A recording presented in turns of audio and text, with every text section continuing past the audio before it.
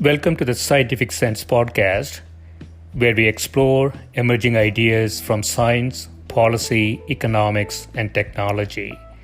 My name is Gill Eapen. We talk with world's leading academics and experts about their recent research or general areas of topical interest. Scientific Sense is an unstructured conversation with no agenda or preparation. We cover a wide variety of domains where new discoveries are made and new technologies are developed on a daily basis. We are most interested in how new ideas affect society and help educate the world how to pursue a rewarding and enjoyable life rooted in science, logic, and information. We seek knowledge without boundaries or constraints and provide unedited content of conversations with researchers and leaders who love what they do. A companion blog to this podcast can be found at scientificsense.com, and this podcast is available on over a dozen platforms and directly at scientificsense.net. If you have suggestions for topics, guests, and other ideas, please send them to info@scientificsense.com, and I can be reached at gill@eapen.info.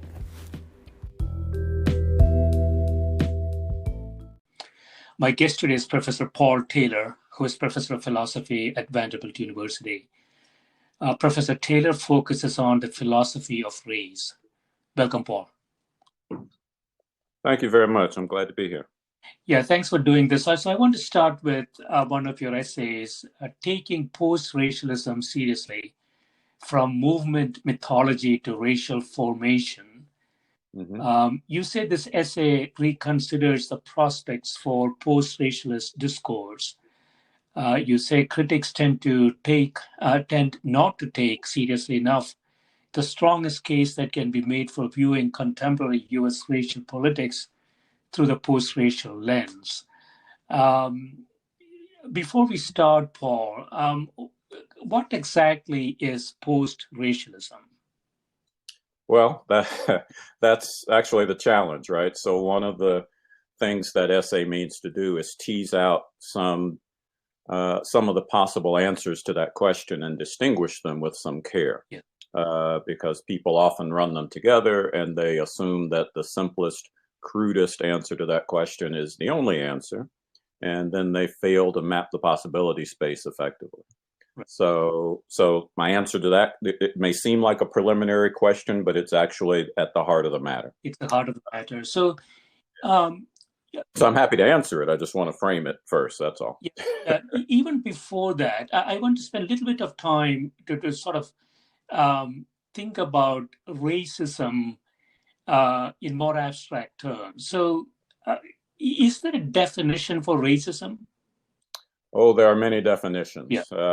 As you know from your many conversations with many of my esteemed colleagues in the discipline, one of the things we do is argue about what things mean. Yeah. So there are a great many ways to define racism. Different people have different views on it. The view that I find most compelling is a view that doesn't attach a great deal of weight to the actual content of the term.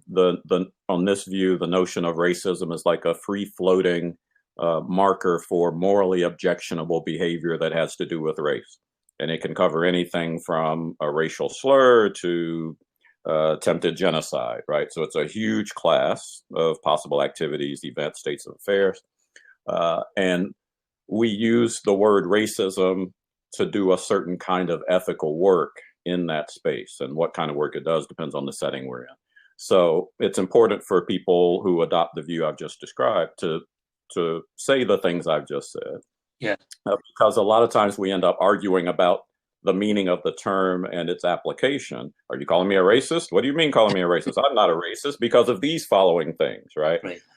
Instead of arguing about that, we can just take the marker for what it is. It points us to something morally objectionable, and then we deal with the thing itself, right? So I understand that tactically. I want to get your perspective on it. When I think about racism, sometimes I think about, the Homo sapiens right from the beginning, had this issue, right? They had clan clashes. There were no differences in race then, but racism as a broader concept, I would think, has been with Homo sapiens right from inception.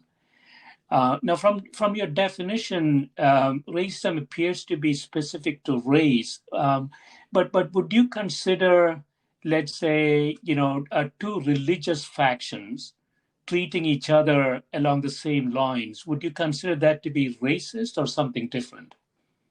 I think it can be racist, right? So the way, so a complement to the view that I just offered you is a view that thinks of race talk, race thinking, racial discourse as a resource for engaging in all kinds of political activities, right? So you can racialize political differences, you can racialize ethnic differences, you can racialize religious differences.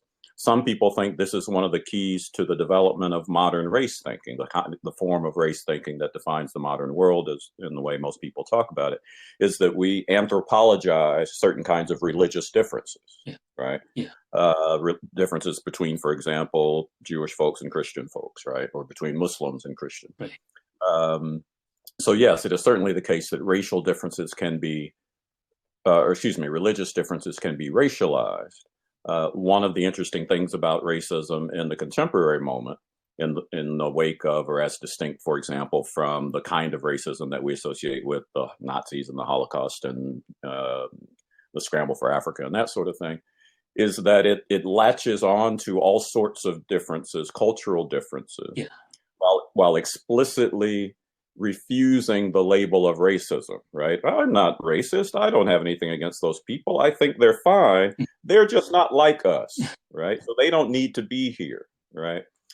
So this actually brings us back to your first question. One of the mechanisms of a kind of post-racial racism is precisely the thing I just described. I'm not talking about race. I'm talking about culture or religion, but it's deeply racialized. Deeply racialized, and more broadly, there is this concept called, as you know, Dunbar's number.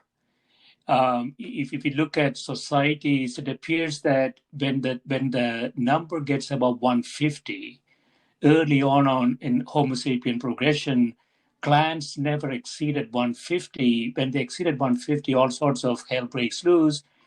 They start to fight, and so this need to segmentize, this need to look at somebody else and say that person is different, is integral to human. It seems to me. Yeah. I think something like that is surely right. And it's not just humans, right? We are not the only social animals. We like to think we are sometimes, but we're not. We're not even the only animals that are interested in play or aesthetics or any of that stuff, right? Right. But we have taken this to a level that you don't see in the rest of the animal kingdom. So yeah, part of what it is to be a social animal is to, as you say, segmentize, right? To take seriously the differences that allow you to distinguish yourself from others, right? And that gives you the raw materials for all kinds of misbehavior and morally objectionable outcomes. And humans have taken that to a really profound level. Yeah, yeah. And so this term post-racial, I want to come to the essay in more detail. This term post-racial, more generally, again, I don't know a lot about this, Paul, so I want to get your perspective. So if you think about religion, for example, it appears that the track of, let's say, religious people against non-religious people, agnostics and atheists, the latter group is increasing in the world, it appears to me, and the younger population appears to be less religious. I don't have any data on it. I'm just making a speculation. If that is true, are we taking those sort of a religious racial divisions to more of a post-racial society, or we are nowhere close to that? Oh, well, we're very close to getting outside of my wheelhouse. I'm not a scholar of religion, but let me start with the post-racial stuff, and then I'll connect it to religion, and we'll see if that goes the direction you're interested in. Yeah. So here's one of the things I wanted to do in the piece on post-racialism. I wanted to locate it historically, locate the emergence of a kind of post-racial discourse historically, and then talk about the political work it does and the oversights it encourages us to accept, right? Yeah. So the language of post-racialism really became popular as Barack Obama became popular. It became popular in part because people were encouraged by his rise to say things like this. Oh, well, the bad old days of American racism are behind us because look how popular this guy is, right? So we are post-racial, by which some of them meant we are post-racist, right? Those days are over. That's obviously false, right? It was, to some of us, obviously false then, but it is clearly obviously false now. But there's another thing you might have in mind in talking that way that gets obscured by the obvious falsity of that very crude version of the claim. The more complicated version of the claim is, well, racism still exists, bad things still happen in the name of race, right? Yeah. But it's different, right? The Holocaust is not happening now, the claim goes, right? We're not doing the stuff we used to do in the 1950s and 60s, the claim, or 1890s, the claim goes, right? So we are go ahead. It became less problematic, and that is good. Right. So we are post-racial, one might claim, and some people did claim, historian David Hollinger for one. We are post-racial in this sense, right? Things have changed, and we need to take seriously the degree to which things have changed, because taking that seriously points us in the direction of a better future, right? That's a much more complicated view, and it's much more plausible. I happen to think it's still wrong, right? The problem with it is, as some people, historian Waldo Martin, among others, pointed out, is that yeah, things have changed, but change is not always for the better, right? Sometimes things simply shift and they're bad in other places in ways they weren't before, right? Which is where the argument about what some people call cultural racism, the argument I gave you earlier, this was where that argument comes in, right? So yeah, things have gotten better with respect to the old mechanisms of racial domination. But now look at what we're doing to immigrants, right? Now look at what we're doing to Muslim immigrants in particular. Now look at how our political language is populated by sort of stock characters, the terrorist, the immigrant, right? The welfare mother, to go back a few decades, right? So the language of post-racialism in this more complicated sense can still be a problem because it obscures the shifts in the mechanisms of racial domination or racial oppression or racial injustice. This finally brings me to your question. For me, this is where religion comes in, right? Because we use, many of us, under the right conditions, we use markers of religious commitment and conviction as in the way that we used to use markers of what we would sort of in uncomplicated ways have thought of as racial difference, right? If you worship in a certain way, if you wear clothes that signify your religious commitments in a certain way, then you have singled yourself out for a certain mode of mistreatment, right? So to me, that's where religion comes in. Yeah, there is also appears to be, Paul, a measurement problem. And so, as you mentioned, President Obama's rise 2008 to 2016, we had a regime, and we had another one from 2016 to 2020. And if you take some measurements in the initial regime, you get some results, but that doesn't necessarily mean anything because I think it's a bit like the underlying disease remains, even though the symptoms, the temperature is lower, stuff like that, but it doesn't necessarily have done anything to the underlying disease, it seems to me. Oh, yeah, that's exactly right. That's exactly right. Some of us now are comfortable using language to talk about racial politics in the US in particular that would have seemed almost blasphemous just a few years ago, right? Some of us are talking about the second redemption, right? So what happened in the US in the wake of the Civil War in the 19th century was that the project of Reconstruction was short-circuited and white supremacy was in certain ways vindicated, right? Restored, and the Jim Crow era began. That was the first redemption. we're doing it again, right? We've vindicated a certain kind of commitment to the politics of whiteness. Yeah. In some cases, very clearly and explicitly recycling the symbols from the first iteration, right? So yeah, the disease never went away. We treated some of the symptoms. Things look better for a little while, but it's back. Yeah, so that's a complication, right? So when we think about post-racialism, as if something has fundamentally changed, it doesn't, at least on the surface, it doesn't appear to be. And so this language, if I understand this correctly, Paul, this language around post-racialism creates a lot of noise and may not be beneficial. I'm just making a statement. Would you agree with that?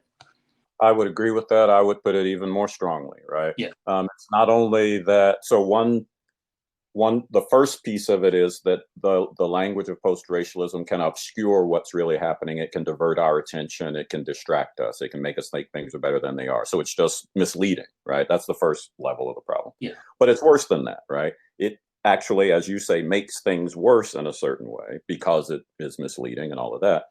And it's even worse than that, right? It's that, and this is my view, it's not a view I've invented. I share it with lots of people. Sociologist Eduardo Bonilla Silva is one of them. The language like post-racialist language, there are other forms of it, right? Yeah.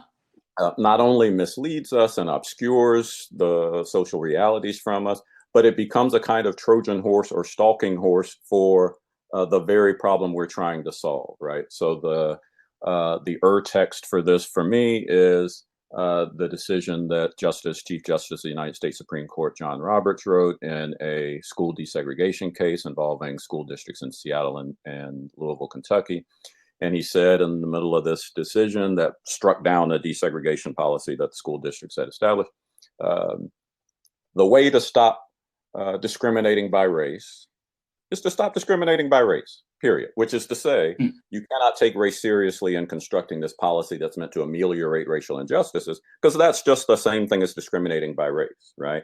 And so you wipe away this mechanism that could solve the problem, which has the consequence of making the problem persist or allowing the problem to persist, right? And so the language of post-racialism or colorblindness, right, race-neutral language in a variety of settings becomes itself the mechanism for the worsening of certain kinds of racial disparities, certain mechanisms of stratification. This is why some scholars, Eduardo Bonilla Silva, again, is chief among, first among equals here, talk about colorblind racism, right?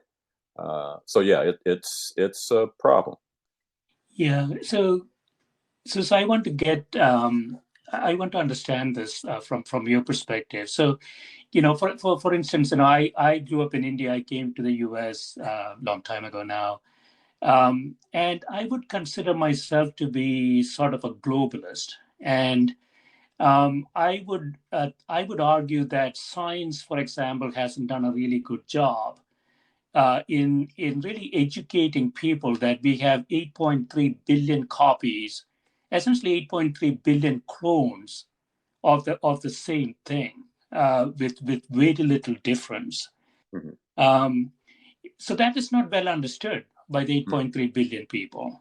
Mm-hmm. And I don't know if science, has to take maybe some accountability for that, or maybe education systems or whatever. I don't know exactly how to go about it. But my instinct would be to say we want to head in that direction. Now, it's a bit like your colorblind racism problem. Now, that is, you would argue that is not really the way to think about it, right? That which one is not the way to think about it? Essentially saying, Justice Roberts' argument and the colorblind racism that you talked about.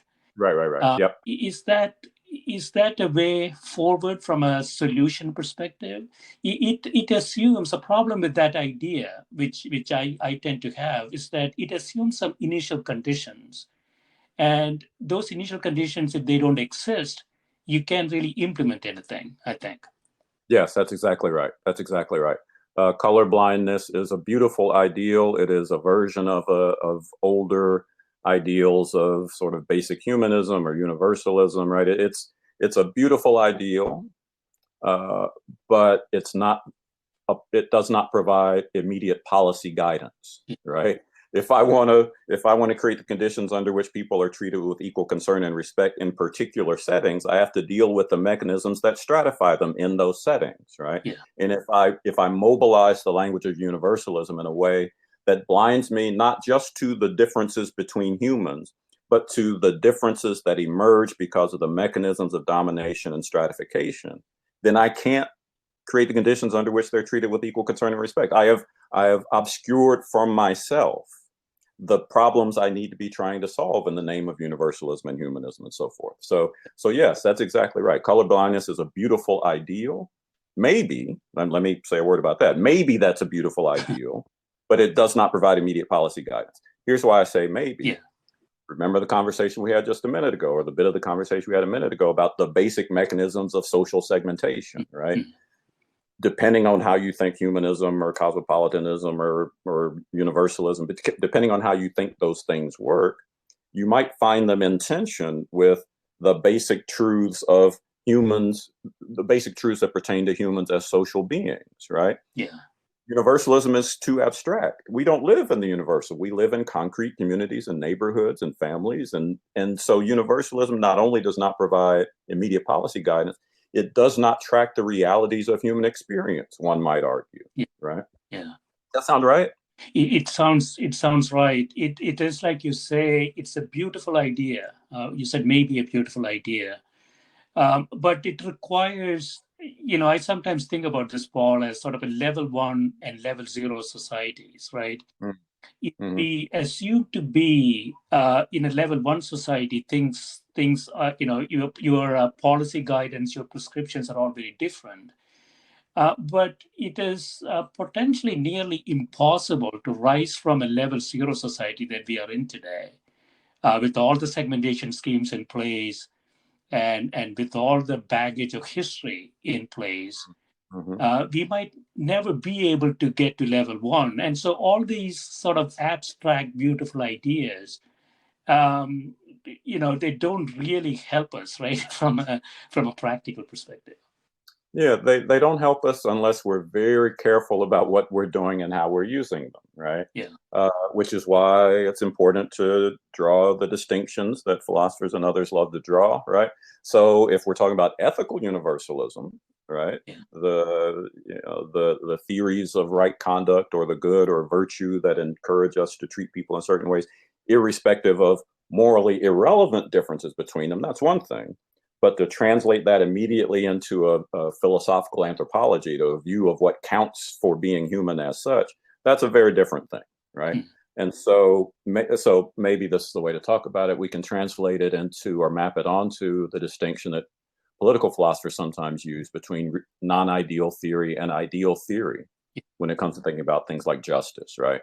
So I can tell you an ideal theory story about what justice ought to be under certain kinds of conditions, mindful of the fact that those conditions do not obtain in natural societies, right? Yeah. And then maybe, some people argue, I can use my ideal theory as guidance to navigate in the real society, right? Maybe. Other people argue, well, no, the ideal stuff's just going to mislead you. But structurally, there is that possibility. And so we have to be clear about how we're using appeals to the universal or appeals to the human as such. Yeah, so I want to pick up on one thing. So morality and racism. Mm-hmm. So, from a purely economic perspective, Paul, if you're running a company, for example, you can demonstrably show that having discriminative policies in place reduces shareholder wealth. Mm-hmm. If the CEO has something like that, you can demonstrably show that he or she is not doing her job, right? Mm-hmm. And it's not a question of morality; it's a question of money. Mm-hmm. Mm-hmm. Right. And so this is a situation where apparently that person has some utility coming from other avenues, that she is willing to take up for by actually giving out money, right? It is an irrational thought process, but we see it all the time in companies. Yeah, that's surely right. And the ongoing revolution in behavioral economics and behavior science put an even finer point on this, right? Yeah. So it's not just that there are hidden utilities that are not being uncovered by our sort of classical rationalist account of what's happening. It's that people are willing to create the conditions under which they cannot see things that are right in front of them because of the heuristics that guide them, because of the biases that they bring to the work that they're doing, right? So it's even deeper than just, I've got a different account of what's rational for me, right? It's, as you say, it's a kind of irrationality, but it can be structured. We can tell a structured story about it. This is one of the wonderful things about behavioral science. Yeah. So yeah, this stuff is it's deep seated and very powerful in ways that sort of straightforward models of rational agency don't really account for. It is truly irrational. But Paul, would you say that the person practicing racism doesn't actually see it? Oh, sometimes. I certainly didn't mean to suggest all the time, but sometimes, sure, right? That's how racism works. That's how racial discourse works. So let me make a connection that's like one we've already made. We've already connected race thinking in a way to very deep sort of primordial mechanisms for sorting humans into smaller groups, right? The emergence of the social. Right. There's a way in which race thinking taps into even deeper mechanisms that have to do with just how thinking works, right? We think by appeal to concepts and stereotypes and images and so forth that simplify the flux of experience for us, right? So there are some things we just don't have to think about because the concepts think about them for us, right? So that's a very basic feature of human cognition and human experience. Race thinking takes advantage of that too, right? And ratchets it up to a whole new level. So I don't have to think about how smart you actually are, right? Or how talented you are, or how much you know, because I can look at you and decide immediately, right?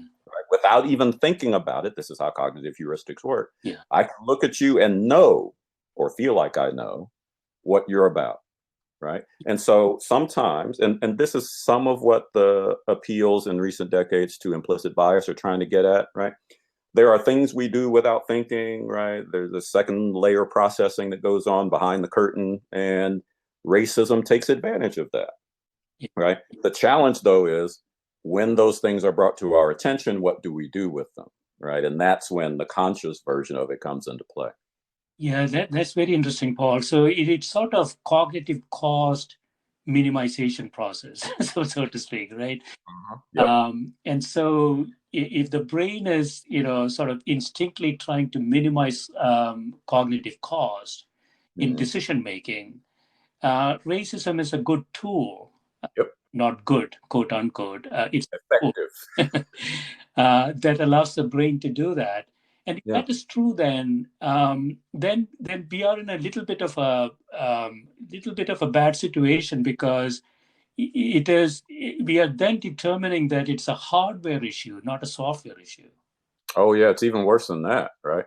It's not only is it an effective mechanism for ensuring a certain kind of cognitive efficiency, it is an attractive mechanism. It is a mechanism that we are affectively committed to. It feels good, right?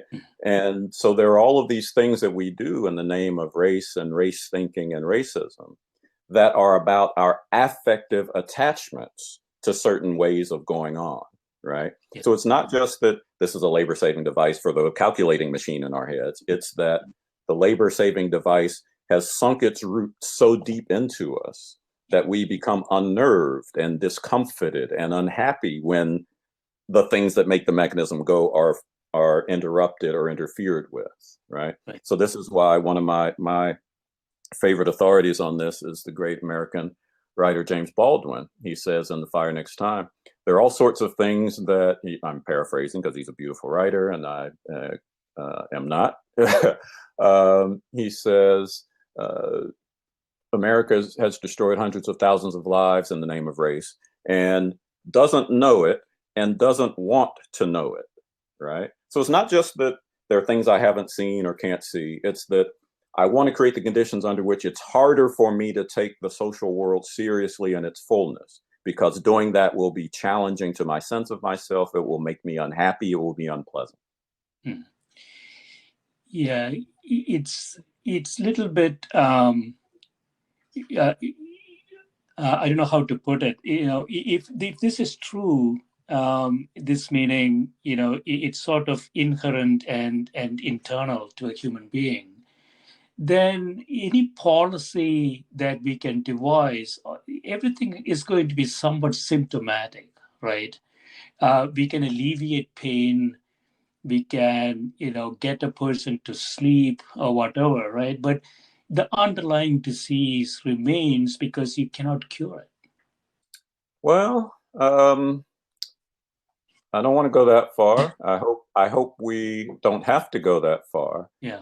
One of the wonderful things about humans is that, and Immanuel Kant captured this beautifully. I don't usually quote Kant. I'm not going to quote him now. I don't usually refer to Kant. But one of the things he captures beautifully is the gap between the world that is governed by causal forces and the world that is in which notions like freedom actually do some work, right? So humans have the capacity to reflect on the things that cause us to be what we are and orient ourselves to them differently. We can adjust our habits. We can reframe our engagements with the world. We can reorient ourselves to the pictures and the stories we tell pictures we provide ourselves, the stories we tell ourselves. And so there's room to maneuver, right? This is a way of, I've just appealed to Immanuel Kant. This is a way of thinking that, and for my purposes, reaches its apex in the figures that come after Kant, who insist on using organic metaphors like growth, right, to talk about the possibilities for human moral life, right? So I think there are possibilities. One of the challenges is we haven't gotten to use your metaphor, we haven't really gotten to the disease, right? And the disease is not just about the things you and I have been talking about. It's not just about the weight of history. It's not just about the structures of our cognitive apparatuses. It's also about the way we've organized our economies and our political lives, right? So there's a way in which race thinking can be mobilized to do the work of certain kinds of economic elites, right? There are lots and lots of Marxists and socialists who are happy to tell a version of that story. That's part of the story too, especially when it comes to policy, right? That's right. Yeah. So the structural sort of inertia that the system has is going to be an additional issue. But on the optimistic side, Paul, I don't know if you agree with this. When I look back to the previous generation and I look forward to the next, I see a difference. I see a positive trend in this dimension. Do you see it? There are certainly positive signs. Some of the markers of the old-fashioned forms of racial dominance and racial injustice, those have been repudiated soundly across large swaths of the public, right? So there are certainly encouraging signs, which is why it's important to insist on the argument we had with the most complicated form of post-racialism, right? The argument that insists on the fact that not all change is good change, right? Sometimes things change in one place and they for the better, and they change for the worse in another place. We have a tendency, especially in the United States, to seize on every possible glimmer of hope as a sign that we have been redeemed and we have overcome our sins, right? Yeah. And that's just too quick, right? For reasons you pointed to. So yeah, there are positive signs. I work in aesthetics. I work in philosophy of art. Many of the positive signs show up every day on our screens, right? I can see people having relationships on my TV screen that I could not have seen 25 years ago, right? Combinations of people from different racial and ethnic backgrounds because they wouldn't have gotten on TV in those combinations before. So yeah, there are all sorts of positive signs. Yeah. But there are other things happening at the same time that are less encouraging. Yeah, there are positive signs. The question is, how long will it take? And life is too short for most of us. Yes. So so you have a section in here, how to do things with post-racialism, from prophecy to pragmatism.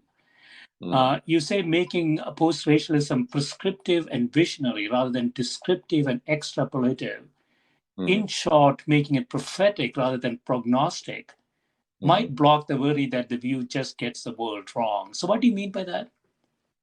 Oh, that's me bending over backwards trying to be generous to the racialist. I want to be very clear. It's probably too late because we've been talking for a good while now. Yeah. I do not endorse anything I would call post-racialism. I think there are forms of it that are more interesting and more complicated than others. But I think the sheer act of mobilizing that language is politically and ethically problematic. So even when I get to the most complicated and interesting form of it that has interesting possibilities, I think the sheer act of mobilizing that language does the same work as that language from John Roberts' opinion, right? That said, what does it mean to talk about a prophetic form of post-racialism? It means something a bit like what people in South Africa have done, did most clearly at the height of the anti-apartheid movement, but this language has experienced a bit of a resurgence in recent years when they talk about non-racialism, right? So for people in that space, a set of debates a bit like the one we've been discussing unfolded. It was in a differently politicized context, so the language landed differently. But there are people on what we would think of as the far left who were like people who were committed to a certain mode of Marxian materialist analysis or communist analysis, who were perfectly happy to say, look, this race talk is a problem. It needs to go away. We need to be non-racial, right? Yeah. Because they were trying to tell a story about, they were trying to get to the point of doing the thing I mentioned a little while ago, using an anti-racist critique to get to the heart of the matter, to get to the places in our political economies, for example, where the disease has taken root, right? And instead of dealing with symptoms, they use the language of non-racialism to do that. If we could use the language of post-racialism to do that, that would be the best case scenario. But my claim is that the language itself prevents that from happening in our context. But that's an empirical claim, right? So what I need to do is write a grant, find a partner who's a sociologist or a psychologist, and go do the study. Yeah. I think it's definitely a worthwhile pursuit. The language of post-racialism, perhaps, as you say, we are too optimistic, too willing to accept things are getting better, too ready to look away from what we can actually measure. I think it's all sort of symptomatic of this issue, right? And so there are two questions. One is, if you believe things are getting better, is there a transition that you would want?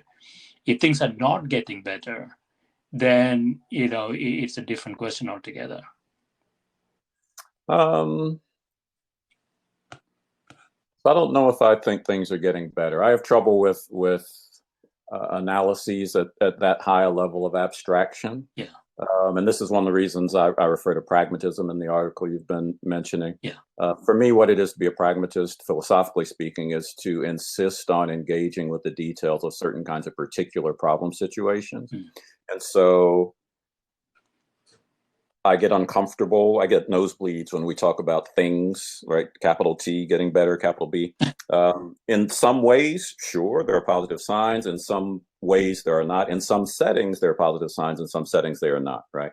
So here's what that means concretely for me. In places like the US, we get our sense of how things are going from doing things like looking at Fox News and CNN and MSNBC. And there are only certain kinds of things they're going to look at, right? Yeah. Which is why it took so long for what was happening in Flint, Michigan to come to light, right?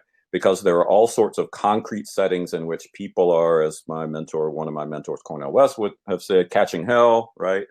For real. And no one in scare quotes, right? Because it's not on MSNBC until it's been going on for 2 years. No one's paying attention, right? And a lot of that is mediated by, facilitated by, made possible by certain modes of race thinking, right? So in that sense, it's hard for me to to accept a sort of blanket judgment on whether things are getting better or worse. If I had to pick one, I'd say things are getting worse, because look at what's going on in the U.S. Senate. Look at what's going on in the Capitol for the last 4 years, 5 years. Yeah. But yeah, I get nosebleeds at that level of abstraction. Yeah, that is true. But conceptually, this is a very elegant notion, right? That the language of post-racialism, as it exists today, you argue, if I understand this correctly, Paul, you argue it is confusing at best, or more problematic, most likely. And so, you have a section here: dialogue, deliberation, and the movement. Are there sort of practical views as to how we would think about that language in the post-racial environment, if it exists? Oh, well, I think so. I mean, so I should be clear about what I mean when I make this appeal to the way the language works when it gets mobilized. I'm not trying to make a claim about anything like conceptual necessity. It's not that something in the form of the language itself requires this outcome. It's that using the language in the ways that are common in places like this routinely have certain kinds of outcomes. So if we shift the conditions, if we shift the way we orient ourselves to this language, then yeah, different kinds of things are possible. Which brings me to your question. Yeah. What would it mean to do this? What would it mean to create different conditions? Once again, this is why I refer to pragmatism every now and again. I was raised intellectually on the work of people like John Dewey. John Dewey has a great many challenges and problems, the late 19th century, early 20th century philosopher, John Dewey. But one of the things he did very nicely was insist on an interest in certain specific and concrete mechanisms for the formation of human persons as ethical personalities, right? So he was very interested in public education, for example, right? This is one of the places where the rubber hits the road. This is why it matters that in the United States, a certain set of forces on the conservative side of the political spectrum at a certain moment took over school districts and school boards all over the country, right? Because then they have their fingers on the levers of power in a certain sense with respect to the formation of not just public opinion, but the formation of citizens, right? Yeah. So it is important for people who are interested in these kinds of issues to engage at that level. It can't just be persuasion all the way down. I can't just tell you a story about how racism is wrong. I have to engage with the concrete institutions that we social animals have created to reproduce ourselves in future generations, right? I have to engage with the concrete mechanisms and institutions that we've created to mold public opinion, to mobilize, generate, sustain public ignorance about things that matter. We have to get dirty with those things, right? It can't just be persuasion all the way down. Right.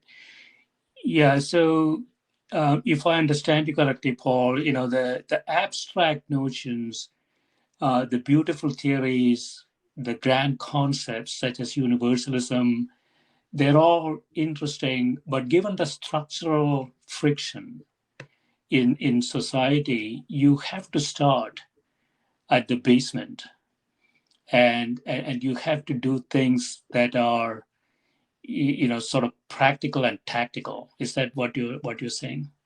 Something like that, I think. Yeah, it is important. So I have lived my whole life in the academy. No, not all of it, obviously.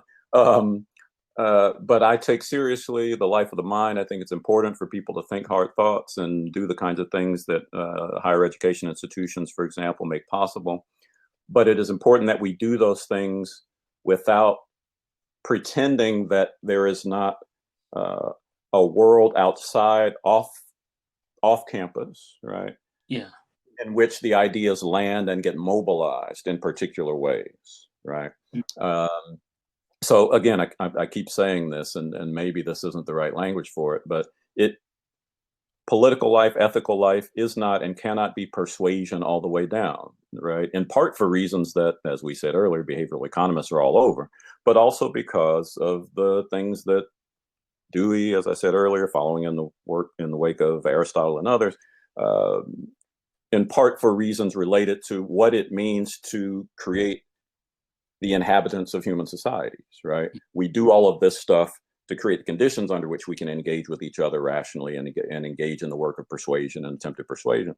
But there's a lot of stuff that frames that, and you have to take those framing considerations seriously. Yeah, I understand that. I am somewhat pessimistic, Paul. Given everything that we have seen, I think in the US last 12 years are very symptomatic of an issue that is you could sort of fool yourself thinking that things are getting better, but what you're really doing is putting band-aids on a wound that that's festering. So it doesn't show for a period of time, but it doesn't actually solve the problem. So I keep thinking many of the policy ideas, at the end of the day, I don't know if it's actually going to make a difference. I mean, this is too pessimistic a view. I don't know what you think. No, I think there are ample grounds for pessimism. There are ample grounds for pessimism. But for me, that is true in part because it's so tempting to ascend to the nosebleed level of abstraction, right? And when we get into the nitty-gritty of particular contexts, it's often possible to find people pushing back, right? It's often possible to find people engaging with the untoward social conditions that we face in ways that are profoundly encouraging. So Deborah McGee has written a wonderful book that is in part about this very thing. It's called The Sum of Us. And one of the things she does is she goes through and she talks about, sort of the core of the book is she talks about the way considerations of race and racism have continually frustrated what you might think of as progressive policy innovations or initiatives or interventions. And that's discouraging, right? But then she shows in case after case after case, this is what it looks like when people push back, right? She points to particular settings in which particular humans are doing particular things to push back. And something like this has been true for a very long time. People became enamored with the Black Lives Matter movement at a certain moment in our very recent history.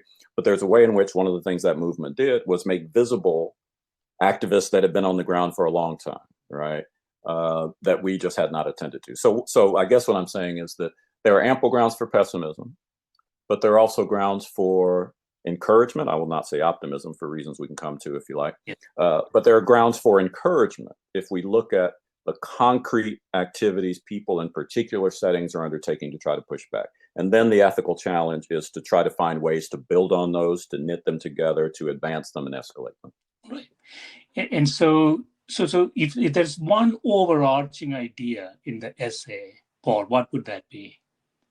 Which one we're talking about? The post-racialism one? Taking post-racialism seriously essay. Oh, I think it's the one we said, right? That it's tempting to tell ourselves pleasing stories about all of the progress we've made. But telling ourselves those stories not only obscures important realities, it exacerbates the new forms of the problem, right? And so we have to be very careful about how we use this language, and we have to be very, very careful about how we engage our histories of racial politics.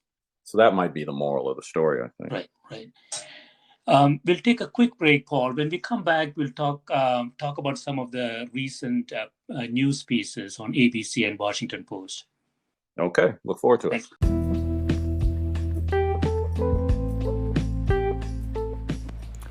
This is a Scientific Sense podcast providing unscripted conversations with leading academics and researchers on a variety of topics.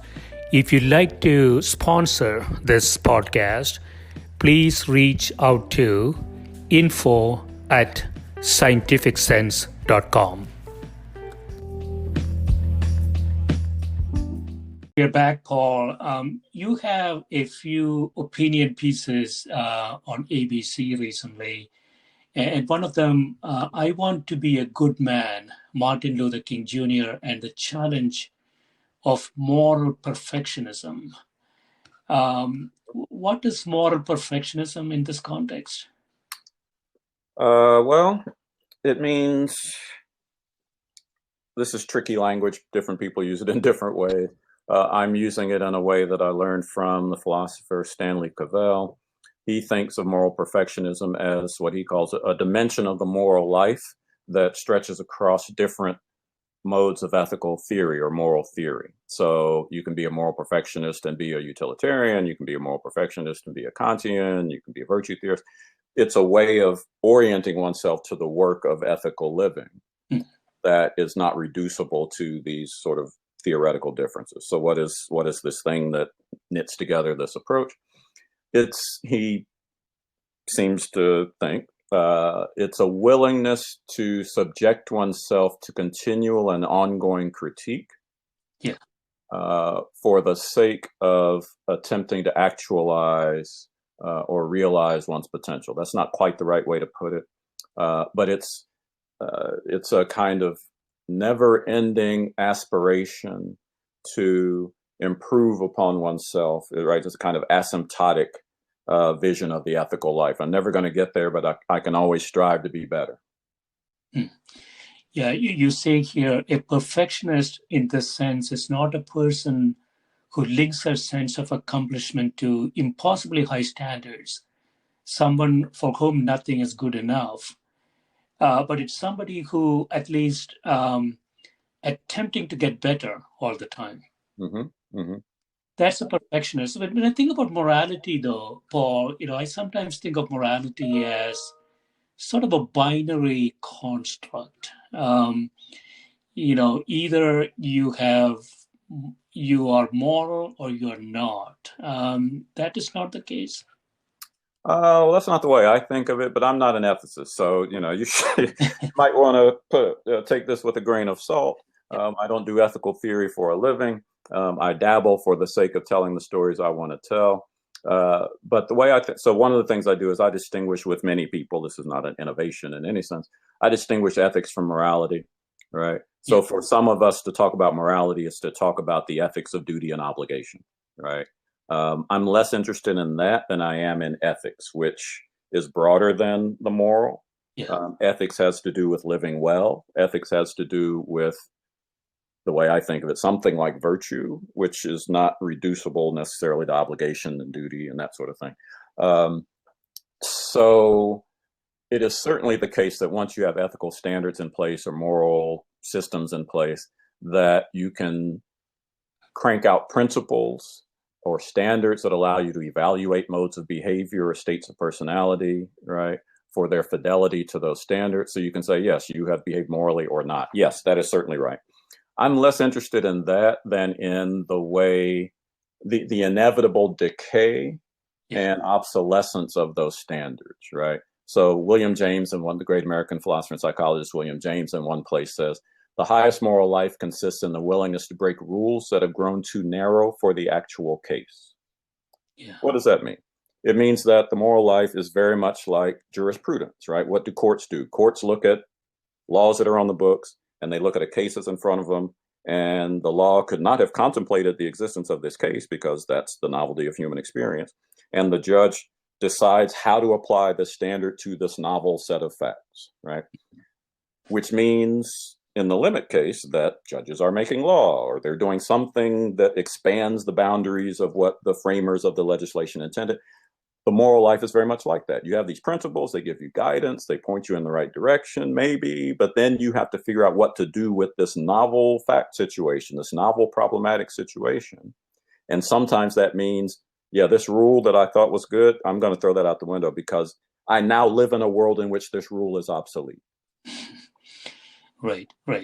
Yeah, so two things there. One is nobody is perfect.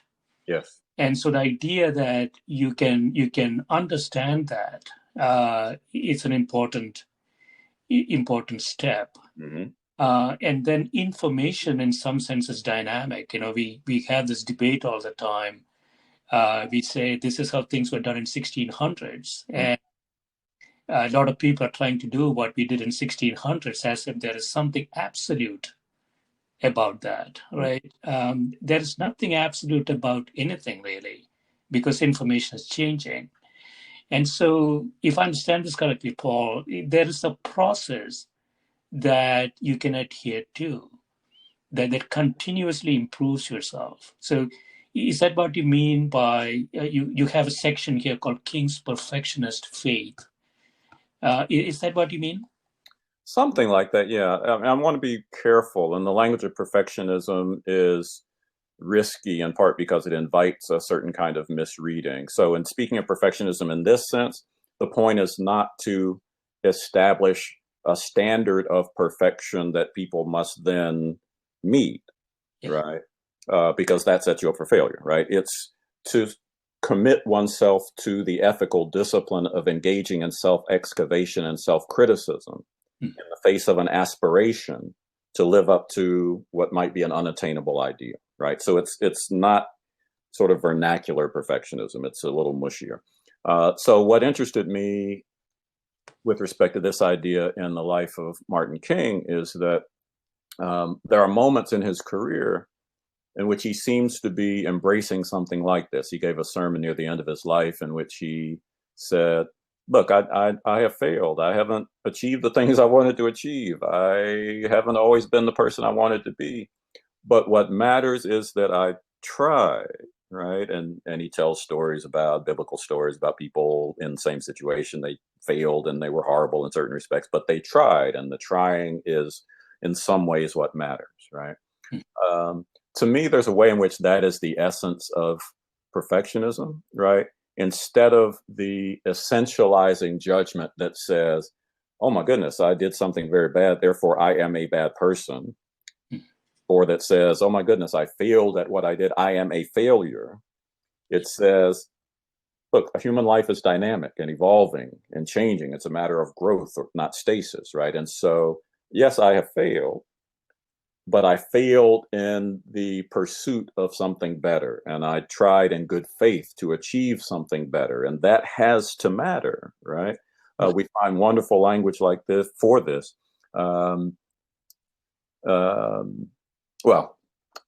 I'm blanking on the language right now. But there's this wonderful language from one of our towering figures in literature who says, yes, you failed. Now the challenge is to fail better, right? And there's something to that. And a lot of our design theorists have taken that up as a kind of mantra, right? One of the burdens of contemporary design is to make good mistakes, right? Because then you learn and then you're better. Right. Yeah, as you say here, we have to remember his commitment to the ongoing work of self-making and of self-criticism. Mm-hmm. Mm-hmm. We have to remember his frequent appeals to humility and simplicity. And so, it seems to me that there is this realization that nobody is perfect and you can always get better. And so it doesn't, the immediate outcome is just one data point. You can always get better from there, right? Is that the idea? Mm-hmm. Yeah, that's a big part of the idea. And, but as big a part of the idea for me is the commitment to a kind of ethical self-discipline, or an ethical discipline of self-excavation, right? You can always get better, but the key to getting better is to be willing to subject yourself to criticism and scrutiny, right? We in America, we're particularly bad at this, right? We're eager to celebrate our achievements, right? To celebrate our successes, and less willing to look at the respects in which even our successes carry within them the seeds of failure, right? So the self-scrutiny is crucial. Yeah, it's interesting, Paul. I like the term ethical discipline. Graduate schools in the US have a large number of ethics courses. And, the premise there is if you take a class in ethics, you become ethical. Mm-hmm. Mm-hmm. And for me, it's really, really inexplicable. In some sense, for me, ethical, like you say, it's a discipline. It is a behavior, and not just behavior. It's sort of integral to your thought process. So it's not content that's going to change how you behave. It's actually self-criticism and really self-making, as you say in the paper. Yeah, self-making in the context, to go back to the earlier part of our conversation, in the context of social life, right? So we're not isolated monads. We engage in dialogic encounters. We engage in the exchange of reasons, right? And attempts at persuasion. And so we do this in conversation with others. And the ethical languages that we develop become resources in these ongoing attempts at self-excavation and self-critique. But it's not an isolated activity. We do it in conversation with others. But there is an inescapable individual burden, right? This is the kind of existential dimension of this, which is why King's sermons are so powerful here. There's an inescapable individual burden that involves each of us taking seriously the challenge of orienting ourselves consciously and critically to the conditions of our own making, right? That's crucial. Yeah. You have another opinion piece here, Living on the Knife's Edge, George Floyd and the Appeal of Afropessimism. Yeah, so what do you mean by Afropessimism? Well, I should say this is not my language. This was one of a handful of attempts I've made in the last several months, a little over a year, to grapple with an increasingly popular way of thinking about what we've been calling racial politics, right? So Afropessimism is a view, or is a school of thought, maybe. Yeah. It's very slippery. People who ascribe to it define it in different ways. So if I sound hesitant, it's because I'm trying to respect this diversity of opinion. But it's a school of thought that recommends a particular kind of orientation to the conditions of racial politics in the contemporary world. That's very broad. What is this orientation? Well, the orientation declares itself in the name, Afropessimism, right? And so the sort of crudest way to capture it is to say that it is very important for people who think of themselves as Afropessimists to accept the degree to which the contemporary world has been structured in racial dominance in a particularly anti-Black vein. And so there are people like Frank Wilderson, who's recently written a book that is called Afropessimism. It is a book that sort of encapsulates his evolving view on this. He's been working at it for a very long time. There are other people, Horton Spillers and Jarrett Sexton and others, who've been doing this as well. But in this book, Frank Wilderson says things like, look, you have to understand that in the contemporary world, Black folks are not human, right? What it is to be human is to be not Black, right? The category of the human excludes Blackness, right? He makes claims like this. And he's after something very important that is importantly right. I don't tend to put it that way, that strongly. I don't have the same view of language and its workings that he does. So I don't find it useful to put it quite that way, but I know what he's after. He's trying to capture the degree to which anti-Blackness is baked into the modern world. And that's importantly right. Right. Yeah, I mean, more broadly, I think there is a psyche question, right? So we can analyze all of this information. We can try to make better policies. All of that might be useful, as you say, from a pragmatic perspective. But at the end of the day, there is a damage to the psyche that is more difficult to mend in some ways. Do you see it that way? That's surely right. I mean, so one of the insidious things about racial injustice is that it works on so many levels, right? Racial injustice is something we find structuring our public spaces, or you think about residential segregation, right? It's something that structures the movement of goods and services and people and resources around the world, right? It works at that sort of very broad level, but it also is able to do that because it works very intimately and shapes the self, right? Or invites us to think of ourselves in light of certain kinds of reigning racial discourses. So yeah, that's a crucial part of it. That was a part that was crucial for Steve Biko and the Black consciousness movement. It's crucial for a certain strain of Black nationalism, right? That it's true in its way for a certain important strain of white nationalism, right? You white people have given up on what makes you noble, right? This is why the language of Make America Great Again resonates in a certain way with some folks that we wish it didn't resonate with. because it captures the sense that whiteness must be bound up with greatness. And to the extent that it is not in the way that we're used to from looking at black and white films from the 1940s, right, then something has fallen apart, right, and chaos has come again. So yeah, racism works at that very deep level. What's interesting about Afropessimism is that its most eloquent advocates explicitly argue that this is not the heart of the matter for them.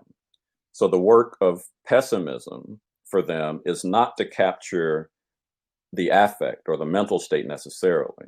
Yeah. It's to refuse a certain kind of redemptive orientation, right? It's to refuse the thought that suffering must be redemptive, that justice is on the way, right? That we're in a heroic narrative and we're the heroes of this. They want to refuse all of that and insist that we take the bad news seriously, right? Right. So I would want to be careful with the thinking about the way the language of pessimism resonates for those folks. Yeah. So you conclude this essay by saying, when you live on a knife's edge, balanced in pain to avoid perhaps greater peril, any kind of fall will hurt. You may have reasons to get back up and try again, and you may give voice to those reasons, but trying again will still hurt. And sometimes to stay sane, to be sure, but also to measure out the cost, to measure what it will cost you to get back up. Mm-hmm. You have to give up, you have to give the pain its due. Yep. So, yeah, I mean, that sort of sums it, right? It is pessimistic, and for good reasons, because we don't really see a lot, at least I don't see a way out from the nightmare that we are living. Well, so this is the thing that's very slippery about Afropessimism, right? So I think the passages you just quoted capture something very important for Afropessimists. And again, to be clear, I don't think I'm one, but I was trying to take seriously the view because it's in its cruder forms, it's easy not to take it seriously. And its less crude forms are very hard to understand sometimes. But I don't think I am one. I was trying to take the view seriously. What gives it its resonance for me is its insistence on taking the pain seriously, taking seriously the costs of the struggle, right? But then many of the folks I've read in this vein are very clear. Look, I'm not trying to tell you we can't win. I just don't think the language of victory captures what comes next, right? And so there's an important conceptual and discursive break for these folks, right? Wilderson is very clear about this. Some of you want to talk about racial justice like it's a game and we can win, and the language we use to talk about the struggle will capture what comes after, and that's just wrong. The world as it stands is based on foundations that have to be uprooted. Yeah. And they can be uprooted, but then something else will happen and we don't have language for it yet, right? So it's a very slippery move. It has the shape of lots of sort of post-Hegelian moves, the end of history, right? The current ways of going on will end and something post will happen and we don't know how to describe it. But they're very clear. We're not trying to say it's hopeless. We're trying to say the language of hope doesn't capture what you need right now, right? That's a very slippery move. Yeah, what you need right now and what you need in the future. Right, exactly. To get to the future, right? Yeah. But it's a powerful move, right? There's a very real sense. And this is why I wanted to take the view seriously. There are very real and important ways in which appeals to hope can be disabling, right? This is one of the challenges that liberation theologians brought to certain kinds of traditional religious appeals, religious justice appeals, right? You people want to hold out for some pie in the sky, right? But we need to do some stuff in the world here, right? So don't talk to me about heaven yet. Let's talk about what's happening here, right? And so putting your hope and your faith and your trust in the guy in the clouds can turn your attention away from doing what you need to do here. So that was a kind of liberation theology move. And the Afropessimists sometimes have a similar move, make a similar move when it comes to appeals to political hope, right? This hope talk is getting in the way. Y'all need to do something else. Right. Yeah, so I want to finish up with your recent piece on Washington Post, Delusions, Justice, Accountability, and Freedom in America. And this is about a book by Michael Denzel Smith. What's the book about? Well, it's a peculiar sort of constrained memoir. He's a writer in the tradition of the literary essayist. He's trying to capture the moment that comes in the wake of Donald Trump's victory in the presidential campaign in 2016. And so he works through a lot of the things that we've been talking about. He works through the degree to which contemporary American politics is rooted in a history that we have not excavated, right? He works through some of the explicit resonances between our contemporary structures and 19th century structures, right? The way the Senate is constructed, for example, the Electoral College is constructed is a legacy not of the 19th century, but of the 18th century, and it was part of an attempt to accommodate certain kinds of racial politics, white supremacist politics. And so he works through all of that, but in an essayistic spirit that also captures some of the affective depth and existential depth that attaches to the Afropessimist view that we were just talking about. And so it's a lamentation in its way. It's an erudite lamentation that's meant to capture the experience of the Trump years. Yeah, I mean, the book is called Stakes is High: Life After the American Dream. Life after the American Dream speaks to a lot of people, including immigrants, to this country, right? The dreams, in some sense, have changed and continue to change. So, in some sense, I had another conversation with your colleague at Vanderbilt. There's a social contract that an immigrant gets into with a country, and oftentimes, you're given a box with an expectation of set of goodies in it, but you haven't opened the box yet. You could get surprised when you open the box, right? And so, yeah, it's more generally. I go back to this issue of the damage done to the psyche of a person, of society, of a group that is not easily mended. By a policy reversal, I think. Mm-hmm. Yeah, I think that's right. But there's a way in which this brings us full circle in our conversation. We started out talking about the degree to which humans are social animals, right? And that our experiences are irremediably bound up with our social circles and the settings we find ourselves in which we're socialized and so forth, right? So it's important to keep track when we talk about racial oppression and structures of racial dominance and injustice. It's important to keep track of the ways in which people have persisted under those conditions and resisted those conditions in community, right? So this is one of the wonderful things about, for example, Toni Morrison's important work or August Wilson's important work. Those wonderful, brilliant writers were determined to chronicle certain of the negative dimensions of what Brother Smith calls the American dream. But they did it while also insisting on the degree to which Black folks under many conditions met that world together, right? They met that world in the context of their communities, right?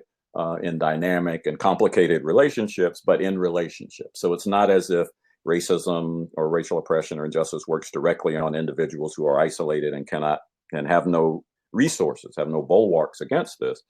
Community is one of the resources, right? But yes, that is certainly right. There is a way in which, as we've been saying, racism works on multiple levels. One of those levels is the psyche. And this takes us back to the things we were saying about behavioral economics and so forth. One of the most powerful developments for me in contemporary race theory and philosophy is a growing interest in social epistemology, political epistemology, theories of the production of racial ignorance and innocence, right? I'm working on a book that's trying to draw out the language of racial innocence from James Baldwin to talk about the ways in which we insist on not knowing things that matter when it comes to our fellows and our social landscapes. Yeah, in some sense, we are just getting started. I think that's what I will take away from this conversation, Paul. There are many different things that could be done. Much of it, perhaps tactical and more practical, but those need to be there for us to make progress. And we are, it sounds to me that we are just getting started. Well, I hope we're getting started. As we have said, there are ample grounds for pessimism. We may be going backwards instead of starting to go forwards, but we shall see. We shall see. There are a lot of people on the ground doing important work. Yeah. Excellent. Yeah, thanks so much, Paul. Thanks for spending time with me. Thank you. It's my great pleasure.